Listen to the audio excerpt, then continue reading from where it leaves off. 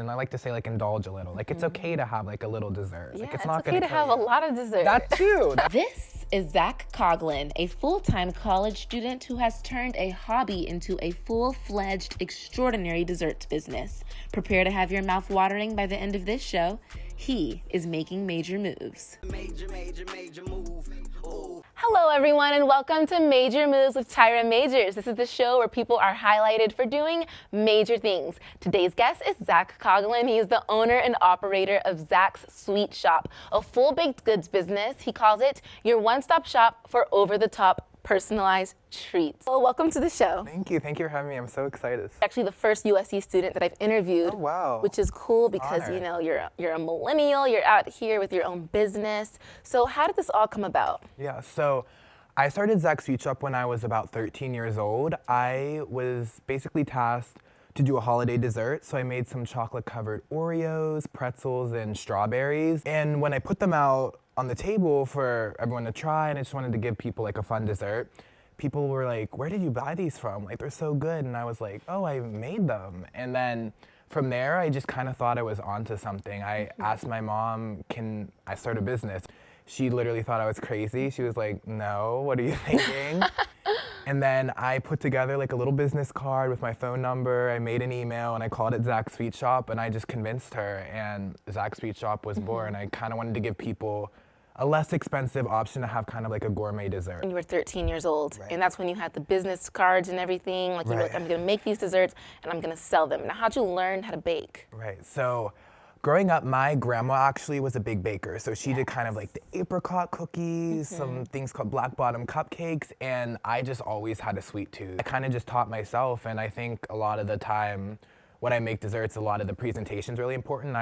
Growing up, I always loved art, so I always wanted to incorporate art in the sweets. So my drizzle, my sprinkles, I try to make it a really fun experience is what I like to say. Okay, so speaking of presentation, I actually just want to pull up your Instagram really quick because the aesthetic here is awesome. Now, I see you make these little mini videos. They're similar to like the tasty videos. Right, just started doing that actually. Why is this important? Like, why is that an important marketing tactic? I want people to know exactly what they're getting. And a lot of the times when you buy chocolate covered sweets in the stores or places like that, you're getting something that was made very, very far in advance. And everything I do is always like made to order. So I'm either making it the night before or the day of. So I want to show people exactly what's going in it. And it's important, like we were talking about, the presentation's important, but also the taste. So I'm using the highest quality chocolate, the best ingredients, and everything again is always made fresh and constantly bought and replenished to make sure. Okay. To your mom at the beginning, you initially came to her with this idea, Right. and you know she was kind of hesitant about it. Why do you think? I think she was just a little bit nervous. No one in my family really started their own business or anything like that. I think she was just a little bit nervous for my age and just the cost of it. I mean, starting a business is expensive. How much does it cost? So I know you said you buy the highest quality chocolate. I mean, I don't even know where you get high quality chocolate from. I just eat like Hershey's. Like Ghirardelli. So Ghirardelli. So we use wafers because it melts better. Chocolate chips don't really melt quite as Okay. well. Definitely expensive, but we always tried to make sure to keep the margins fair, but also again making sure that people are able to afford it.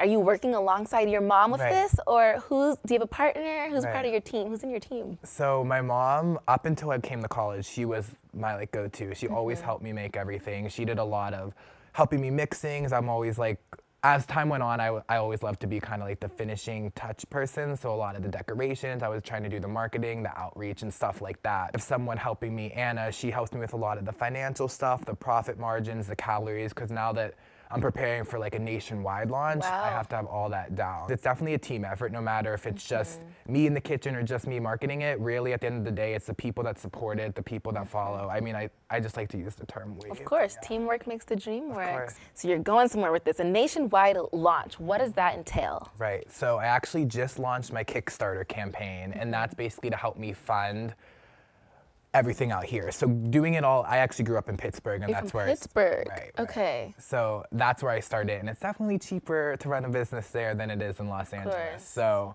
the Kickstarter is to help me with doing a full-fledged e-commerce website, which is giving people the ability to buy sweets online and getting it shipped to their door. E-commerce store made more sense than opening a storefront necessarily because I can do like a bake-on-demand type of thing and grow continuously from there. Obviously, e-commerce launching, it's a good tool for your company. Exactly. Okay, what other tools, what other marketing tactics? Obviously, social media is a big one. Right. So social media is definitely primarily how the business has grown. And yeah, so I like to do a lot of fun content, some giveaways, like you said, the tasty videos. I love doing the videos so people can really engage, and it's just a fun 30 seconds. What's your favorite thing to make? Oh, that's hard. Bake. I see a lot of chocolate in there, so. Yeah. So I would probably say one of my newest things is a cookie pizza. It's basically a giant cookie. Throw on some chocolate, mix some different toppings. So you're basically like recreating a classic pizza. But also I would say my truffles. I love that you can get those flavors. Like I have a brownie batter truffle, a cake batter truffle. This is making me so hungry. Yeah, like, we got some to gosh, come. Speaking of food, it's right in front of me. I'm just staring at it. What are these? So these are the cake batter truffles. Okay. So the big thing with my truffles is I always want to make sure they're safe to eat. And I know there's nostalgic flavors like brownie batter, cake batter, Oreos, all of those. I want people to be able to eat them and get the same flavor like the batter flavors and cookie dough as well. Okay. So all the recipes are using a heat-treated flour and also they're eggless. So a lot of times people think that like the egg is what causes the salmonella, but it's really the flour as well. So we make sure. Wow, I just learned something new. Yeah. I really just want to try one right now. You gotta try Okay, one. but can you try one with me? Can we Yes, eat one we'll eat together? one together. Okay. Wow, these are just, they're so cute. I don't even want to cute, mess it so up. many. Okay.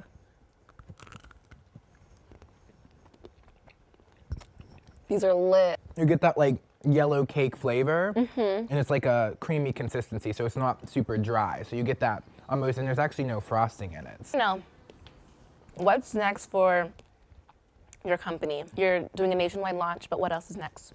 Yeah, so the goal is hopefully the Kickstarter will be funded and I'll be able to launch the e-commerce website. And from there, I'd love to do some different partnerships. So maybe some different like brand deals and also just getting my products into more places. In the future, I've always dreamed of having a storefront. I'd love to have like an interactive store and giving people like a kid in a modern candy shop experience. And do you consider this business a more female or male-dominated sphere? That's a good question. So I would say also a big reason I started it was some of the guys in the baking world. I know there's Buddy Velastro that did Cake Boss, and Duff from Ace of Cakes. I grew up loving those shows. But I would say it's definitely still female dominated, but I mean, there's some guys that really paved the way for like the baking business.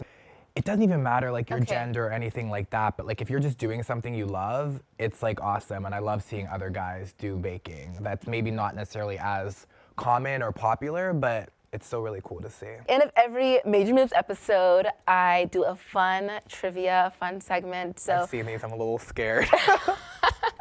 don't be scared. These should be fairly easy, but I'm gonna be quizzing Zac on some bakery trivia. So I only have like 4 questions, but I think you should do fine. Ready? I'm ready. Okay, which buttery and flaky pastry item takes its name from a shape which resembles a crescent moon? A croissant? Yes, see how easy I was like that afraid I was was? gonna miss it. I'm like nervous here. A croissant. Okay, what's a snickerdoodle? A snickerdoodle. Oh my God, I'm thinking Snickers because I love candy bars. A snickerdoodle? Oh God. You don't know what a snickerdoodle is? I It's a do, cookie. like, I could, like- It's like the cinnamon sugary cookie. Yes. There's just so many like different like. Step up your cookie now. I know. Okay. Cheesecakes is not actually a cake. Cheesecake, chiffon cake, flourless cake, or yeast cake.